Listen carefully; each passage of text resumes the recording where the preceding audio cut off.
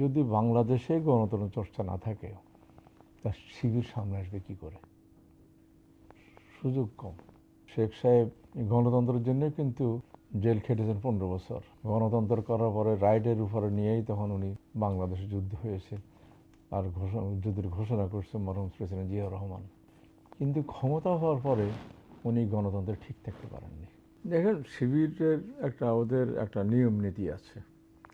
সেই নিয়ম নীতির মাধ্যমেই ওরা শিবিরের সদস্য হয়।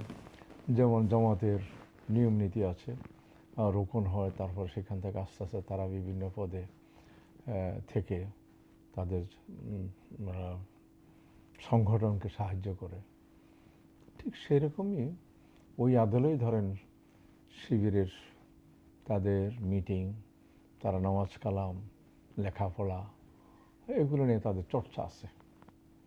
এখন ধরেন আপনার যারা জ্ঞান চর্চা করে এবং জ্ঞানের প্রতি আগ্রহ থাকে, তাদের ব্যবহার, তাদের আদব কায়দা সবসময় ওইভাবেই থাকবে, উঁচু মানের থাকবে। সেইভাবেই শিবির গড়ে উঠেছে। সেটারই বহিঃপ্রকাশ এসব যখন ইলেকশন হয় বা কিছু হয়, তাদেরকে ওইভাবে ট্রেন আপ করা হয়েছে, ওইভাবেই হওয়া উচিত। যেহেতু তারা নিজেদের মধ্যেই একটা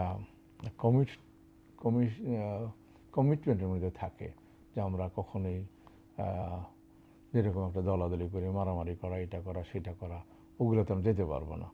ওগুলোতে গেলে কিন্তু তাদের শিবিরের সদস্য হয়তো বান চালাচ্ছে, ওগুলো তো অত জানি না আমরা। তারপর আমি মনে করি তো একটা বাধ্যবাধকতা ওদের মধ্যে আছে, তারা সেই অনুযায়ী চলে। আচ্ছা, ১.৫ বছর হয়ে গেল ৫ই আগস্টের পরবর্তী সময়টা। মানে এরকম দীর্ঘ সময় কিন্তু শিবির আগে কাজ করতে পারে নাই। আমরা শুনেছি যে বিএনপির আমলে যে 4 দলীয় জোট ছিল, ওই সময় শিবির ঢাকা বিশ্ববিদ্যালয়ে তাদের কার্যক্রম প্রকাশ্যে পরিচালনা করতে পারেনি, এটা আমরা শুনেছি। তো এই যে ১.৫ বছর কার্যক্রম, এটা আপনি কিভাবে দেখেন? ধরেন, আমি একটা জিনিস সবসময় বলি, গণতান্ত্রিক অধিকার মানুষের জন্মগত অধিকার। এখন আমাদের যে বারবারই আমরা চেষ্টা করেছি গণতন্ত্র উত্তরণের জন্য নানাভাবে, আপনারা যদি একটু পিছনে যান, শেখ সাহেব গণতন্ত্রের জন্য কিন্তু জেল খেটেছেন 15 বছর। গণতন্ত্র করার পরে রাইটের উপরে নিয়েই তখন উনি বাংলাদেশে যুদ্ধ হয়েছে আর যুদ্ধের ঘোষণা করছে মরহুম প্রেসিডেন্ট জিয়াউর রহমান। কিন্তু ক্ষমতা হওয়ার পরে উনি গণতন্ত্রে ঠিক থাকতে পারেননি।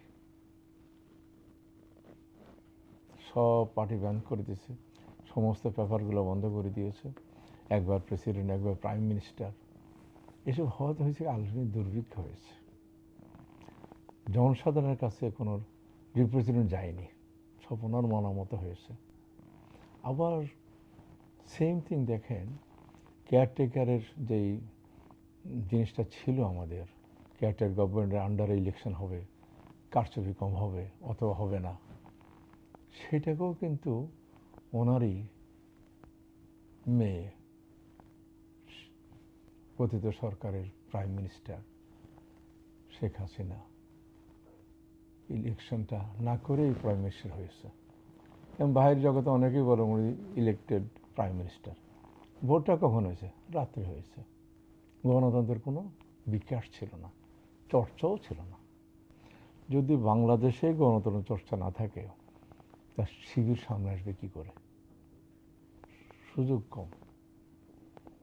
এখন আপনি বলতেছেন ওই সময়ও তারা করতে পারেনি, তখন সমাজটাই এমন ছিল যে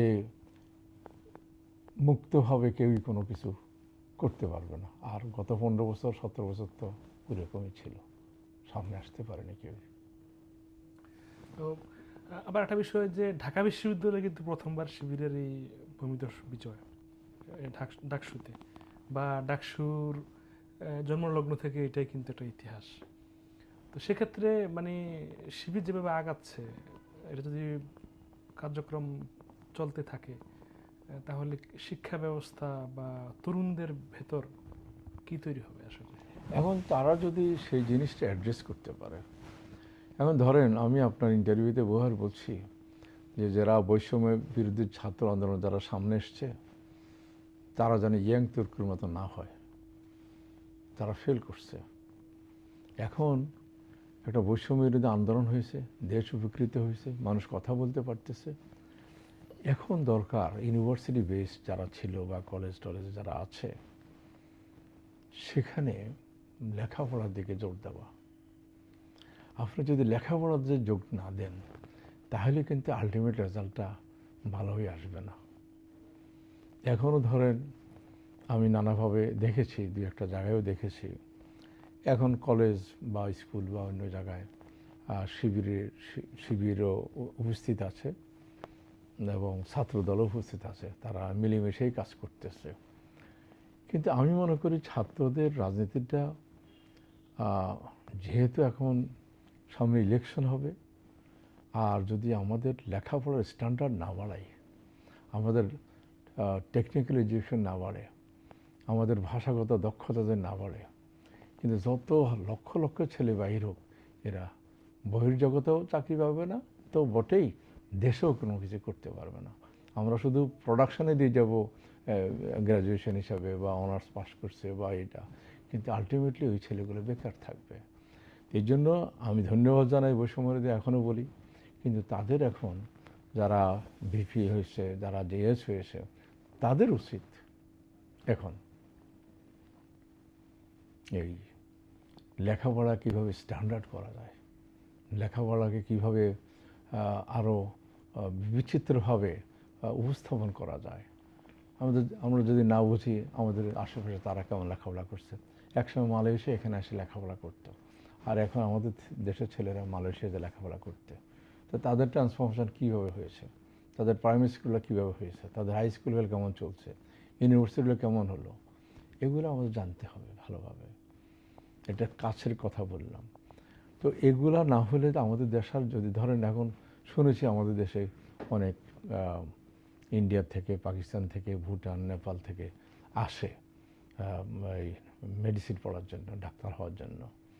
দুটো কারণ আসে, এখানে খুব কাছাকাছি, খরচ কম ওদের তুলনায়, সেই জন্য এখানে অনেকে জায়গায় ভালোও করেছে, নিজের দেশে যায়, নেপাল, ভুটানে যায়, তো ওদের দেখা দেখে অনেকে আসতেও চায়।